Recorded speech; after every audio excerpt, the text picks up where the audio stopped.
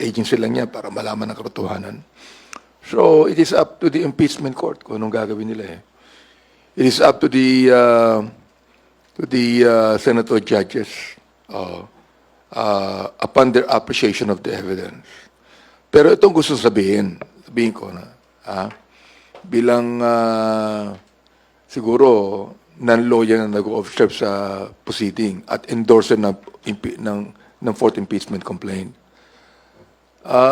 dapat tapusin na ito. By November, dapat tapos na ito. Why? My goodness, we are spending a lot of money on this.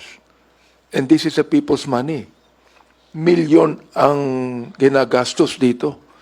Dapat malaman niya ng depensa. Oo. Una silang magbigay pa kung ano-ano. Kung ano man ang gusto nila. Oo. We are spending a lot of the people's money here. It might be not only a waste of time, very tiring na, very taxing na nangyayari dito. Even the very people, sinasabi na nila sa labas nakakapagod na rin panoorin to. See? Dapat, magkaroon na po tayo ng closure dito. Bakit? Because we have already, the prosecution team has already done their part in collating the piece of evidence to actually convince to convict the Vice President.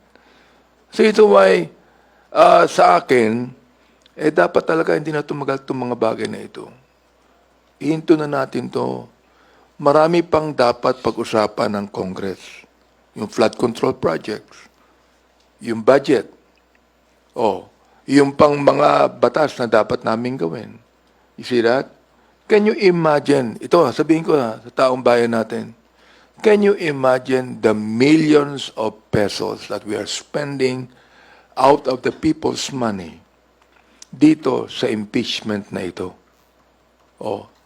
Pagka minsan nakakatawa na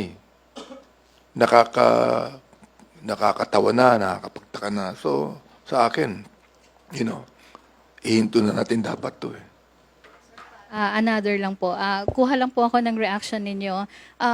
May mga nagsilabasan po kasi na information sa social media nitong weekend.